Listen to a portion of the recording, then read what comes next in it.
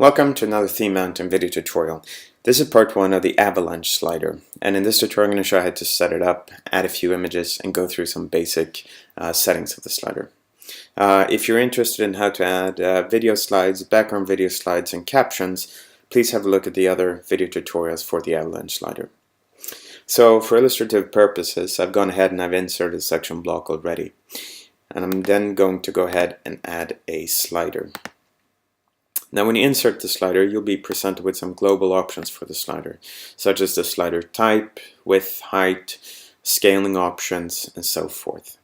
Now for the slider type, it defaults to content slider, and you should use this slider if you want to insert a slider in between content and columns, where you can set a starting width and a starting height. The full width slider is a slider that assumes the full width of the window, but you can alter its height to wherever you want it to be. And then you have the full screen slider, which obviously assumes the full screen of whatever device you're on. It'll do so on desktop, tablet, and on mobile.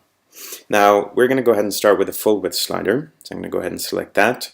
By default, this will override the width, obviously, and it will set the width of the slider to 100% of the window.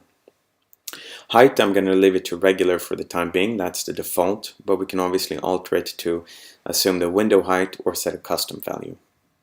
The scale under attribute determines when the slider should start scaling down in height, and it defaults to 960 pixels, which is the breakpoint for tablet. We then have the minimum height setting, which determines beyond a height beyond which the slider should not scale. Now you can alter this depending on the content that you have in the slider, so I suggest you play around with this value. This is useful if you have, let's say, a play button and captions. Then we have the navigation, and this is where you can determine if the slider should auto-advance. For example, should it be a slideshow or not. You can determine whether it should have navigation arrows, pagination, and so forth. We're going to come back to that a little bit later. Then we have design options, and this is where you can set the pagination color. We've added 2 pagination colors so that you can alternate the pagination color depending on the slide that's currently active. So for example, you might have a light slide and you want a dark pagination. You might have a dark slide, so you want a light pagination. And you can set this for each individual slide. Then we have the animation. This is the transition easing, so I'm just going to go ahead and change that to something more fun. You have the transition speed, which is the speed at which the slides transition. And then we have the parallax option. But I'm going to go ahead and leave that for now. So we've set the slider settings for the slider wrapper, so I'm going to go ahead and save that. I'm then going to go ahead and add my first slide. So I'm going to click the edit icon here.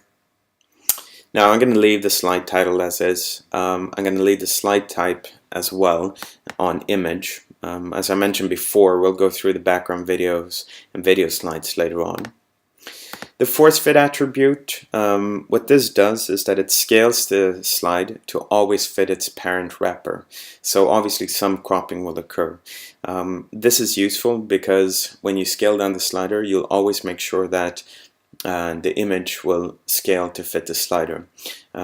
This is mostly used in our themes when you have captions overlaying it and stuff like that. But I'm going to leave it as is for now so that you can see what it looks like. Then I'm going to go ahead and add my image.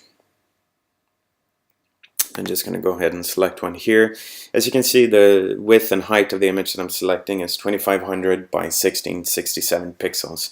I suggest you upload your high resolution image because since we rely on source set, WordPress will go ahead and crop and serve the right image for the right breakpoint. I'm going to go ahead and select that. Okay, so I'm pretty happy with this.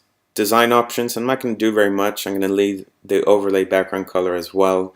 For animation, I'm going to change this from slide left to right. I'm going to go ahead and save this. I'm then going to go ahead and add a second slide by clicking on the plus sign. Click the edit icon again, and I'm going to repeat what I just did. I'm going to upload a second image here. So I'm going to select this one here.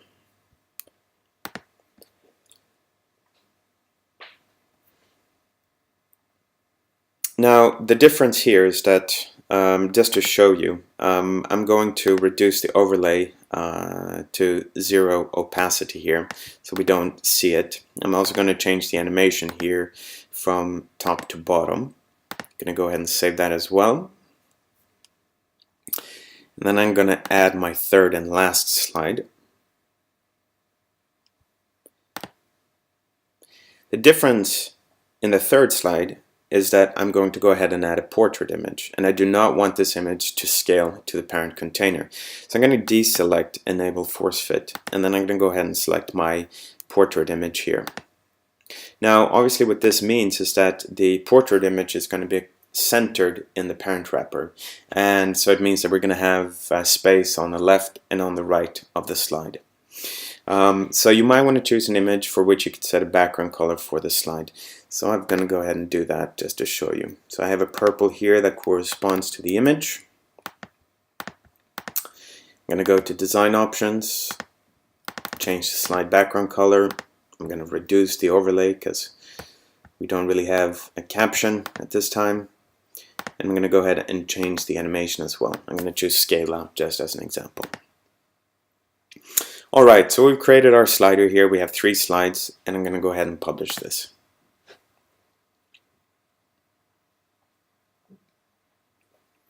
And we can have a look at what this looks like in the front end.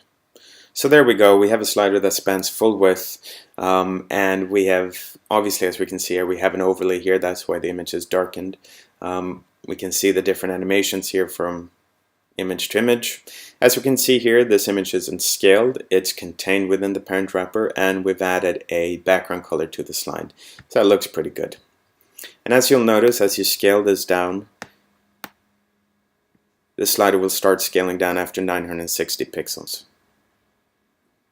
Right, so that's the full width slider, and I'm going to show you now how to alter the height of the full width slider, because at times you might want to have the full width slider assume the window height on desktop, but on mobile it should scale down.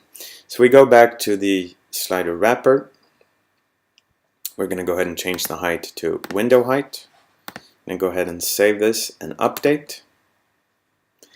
And then I'm going to go ahead and reload my slide here in the front end. And there we go. So we're using the full width slider again, but this time we've altered the height. So it's assuming the window height of desktop here. So we can see the animation stays the same. The difference is that when we start scaling down beyond 960 pixels, it will start maintaining the correct proportions again. So I suggest that you play around with the height of the full width slider and see how it works. You can obviously set your own custom height as well. And you can do this by simply changing it to custom and then enter the value that you prefer. I'm going to go ahead and leave this to regular. Now the next thing I wanted to show you is the full screen slider. So obviously this is just switching the slider type to full screen. I'm going to go ahead and save that.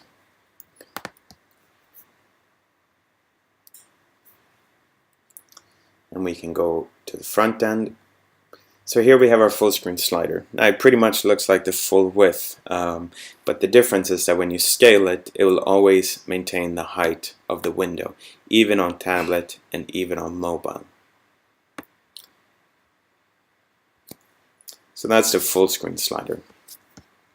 Then we're going to go ahead and change this to the content slider, just as an example. Now we're going to keep the width of the content here, and we're also going to keep the default height. I just want to show you what this looks like.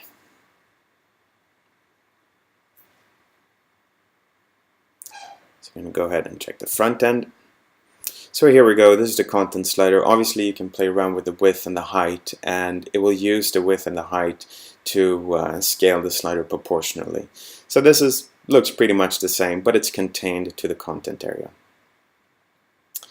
Then the last few things I wanted to show you here is the parallax option and the auto advance or slideshow option. So we're going to go ahead and switch back to the full width slider that we started with. Then I'm going to go to animation, and I'm just going to go ahead and click the parallax option here. You can obviously try this option out as well. This basically just fades out the slider upon scrolling, but I'm going to leave that as is for now. So I'm going to go ahead and save that. I'm going to go ahead and update it.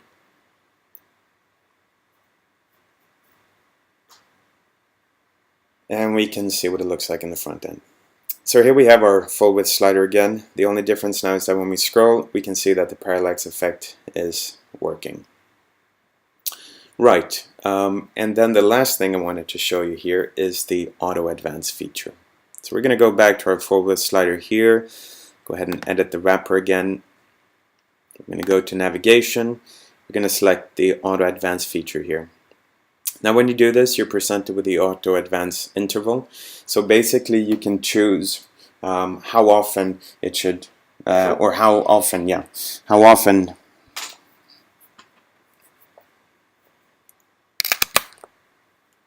So when you select auto advance selection here, you're presented with the auto advance interval. Now this determines how often the slider should switch slide.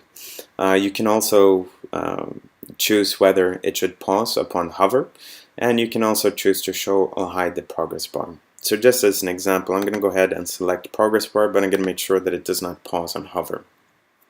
So I'm going to go ahead and save that. I'm going to go ahead and update it.